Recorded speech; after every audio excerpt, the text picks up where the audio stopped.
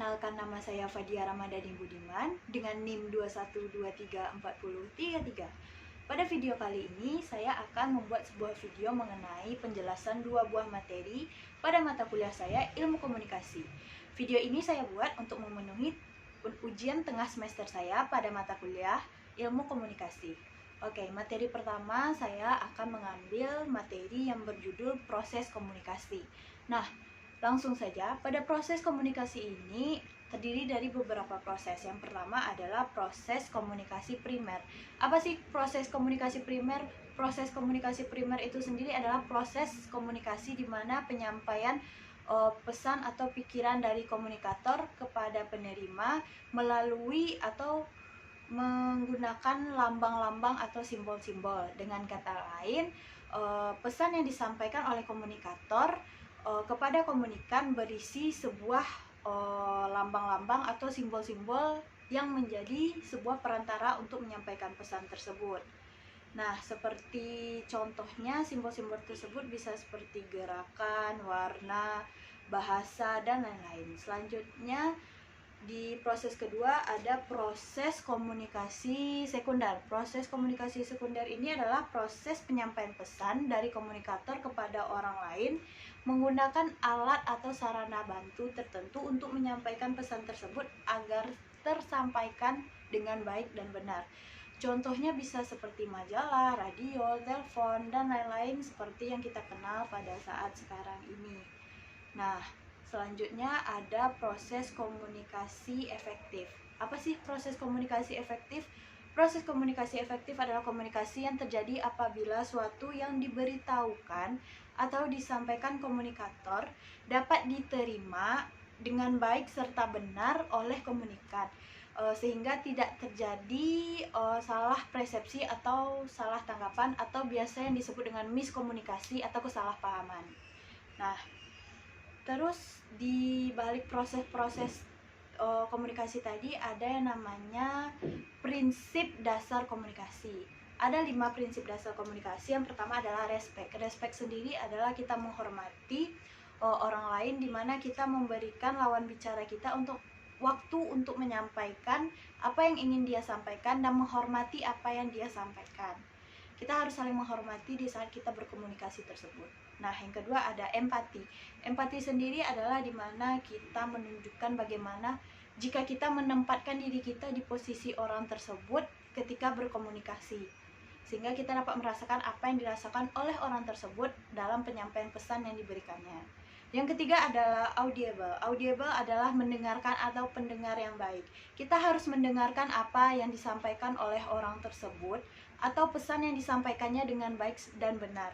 Kita tidak boleh menjadi orang yang cuma ingin didengar tapi tidak ingin mendengar orang tersebut. Kita harus menghormatinya dengan menjadi pendengar yang baik. Nah, selanjutnya ada prinsip clarity. Clarity sendiri adalah pesan yang disampaikan harus jelas serta tidak menimbulkan kesalahpahaman antara komunikator dan komunikan. Karena kesalahpahaman dalam komunikasi dapat menyebabkan hal-hal yang dari kecil menjadi besar atau bisa menemukan masalah yang besar. Selanjutnya ada prinsip humble. Humble sendiri adalah pemberian kesempatan kepada orang lain untuk berbicara terlebih dahulu serta menjadi pendengar yang baik. Itu sekalian menjadi pendengar yang baik serta memberikan kesempatan orang lain untuk berbicara terlebih dahulu dan menghormati orang tersebut saat dia menyampaikan pesan yang ingin dia sampaikan.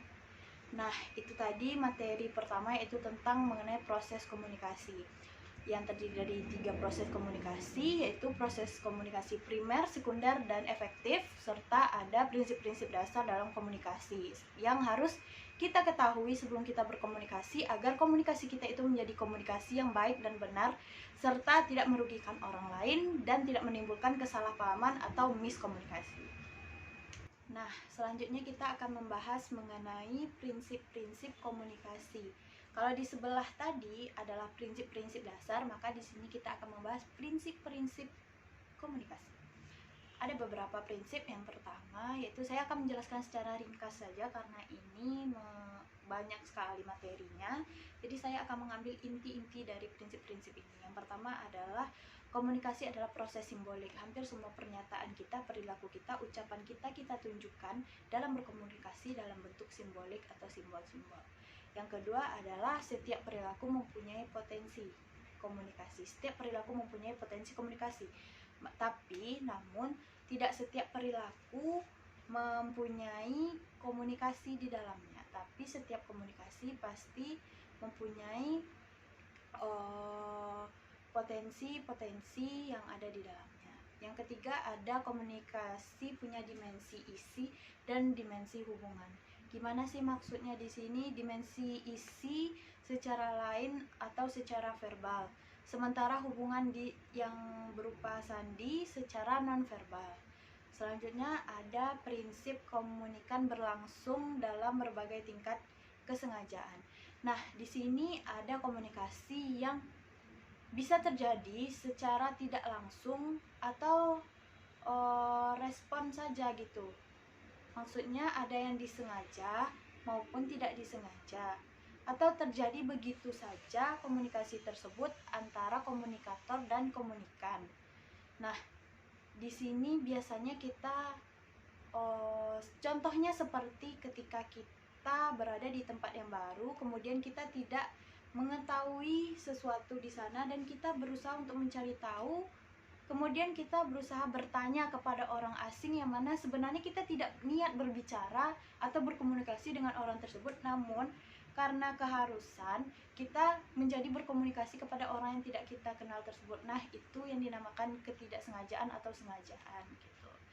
Nah, selanjutnya ada prinsip komunikasi terjadi dalam konteks ruang dan waktu.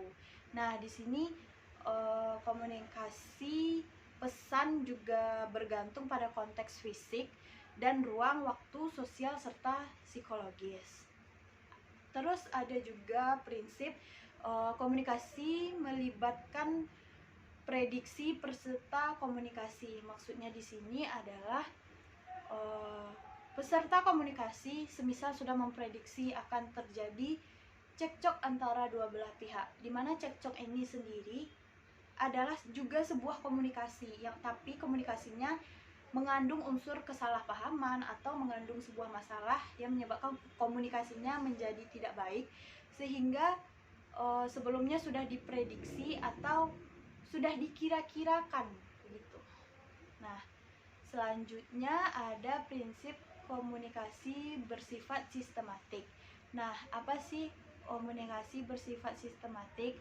Dalam diri seseorang mengandung sisi internal yang dipengaruhi oleh latar belakang budaya, sosial, maupun adat istiadat yang menyebabkan cara orang berkomunikasi tersebut beda-beda, sehingga kita tidak bisa menyamaratakan bagaimana orang-orang tersebut dalam berkomunikasi. Nah, terkadang hal ini juga yang menyebabkan orang-orang susah dalam berkomunikasi karena latar belakang yang berbeda. Selanjutnya, komunikasi itu bersifat non-konsekuensial atau yang biasa disebut dalam dasarnya bersifat dua arah.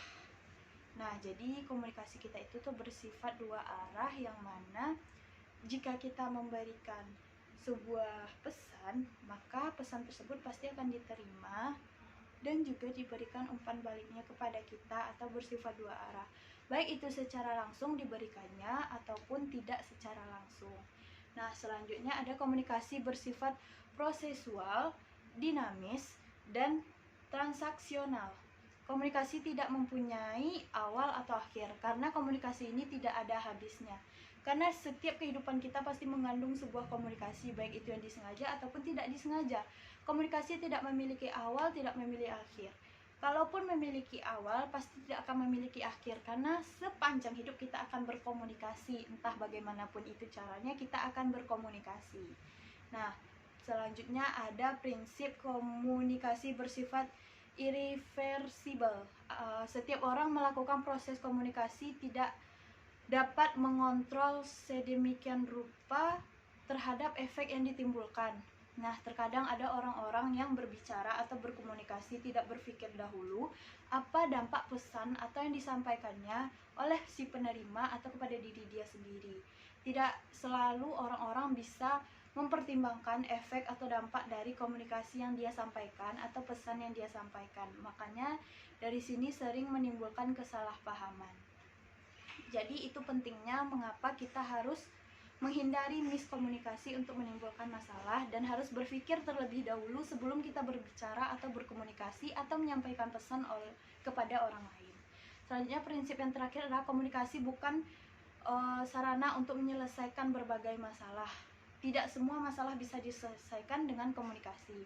Memang banyak masalah yang terjadi karena kurangnya komunikasi yang bagus dan benar. Namun tidak semua masalah bisa diselesaikan dengan komunikasi. Ada berbagai masalah yang diciptakan oleh latar belakang yang berbeda. Oleh karena itu, kita harus mengetahui apa masalahnya dan bagaimana cara menyelesaikannya. Namun, komunikasi memang juga penting dalam setiap masalah. Nah, itu tadi materi kedua, yaitu mengenai prinsip-prinsip komunikasi. Jika ada kesalahan, saya mohon maaf. Wabillahi taufiq wal hidayah. Wassalamualaikum warahmatullahi wabarakatuh.